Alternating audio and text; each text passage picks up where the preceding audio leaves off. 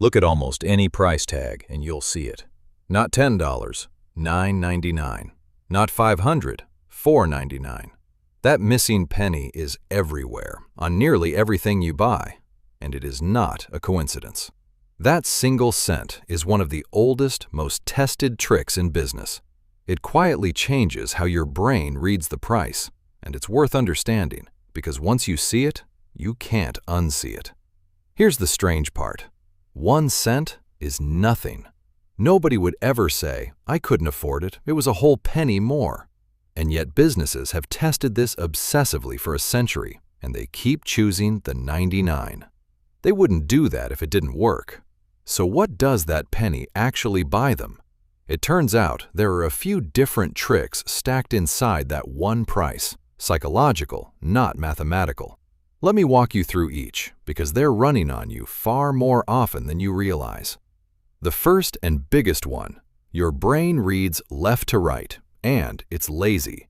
When you see $9.99, the very first thing your eyes land on is the 9, and your brain, making a snap judgment, quietly files it as 9 something, closer to 9 than to 10, even though it's basically 10.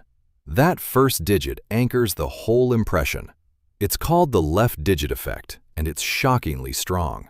The jump from $9.99 to $10 is 1 cent, but in your mind, it feels like crossing from 9 into 10, a whole different tier. Businesses aren't pricing 1 cent lower. They're staying under a number that feels bigger. They're buying the left digit. The second trick is about what that ending signals. Over decades, prices ending in 99 have quietly come to mean one thing in our heads: a deal. Think about it. Full price, premium things tend to use round numbers. A luxury watch is $2,000, not $1,999. But the bargain bin, the discount rack, the limited offer, those scream 99. We've been trained. So when you see that ending, part of your brain relaxes and thinks, this is a good price, before you've done any actual comparing. Businesses use this deliberately. The ending isn't just about the number being lower, it's a costume.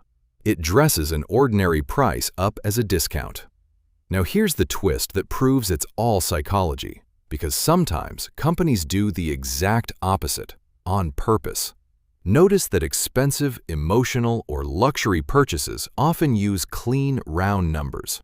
A fine restaurant lists a dish at $40, not $39.99. A luxury brand prices at round figures. Why drop the trick? Because round numbers feel confident, trustworthy, premium. The 99 ending whispers cheap deal, which is poison if you're selling status, so they switch. And this is the tell.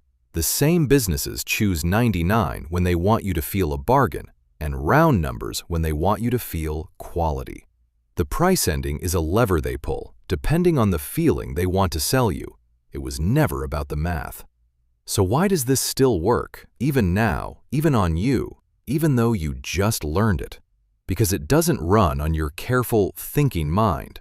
It runs on the fast, automatic one, the part that reads a price in a fraction of a second while you're busy thinking about something else.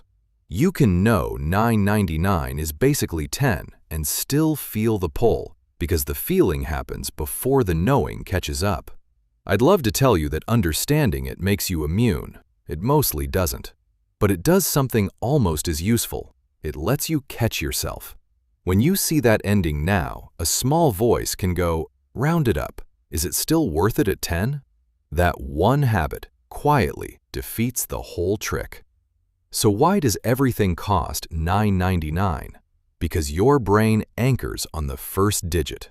Because the ending has been trained to whisper, deal. Because round numbers get saved for when they want to sell you status instead. And because all of it runs on the fast part of your mind, under the radar of the careful part.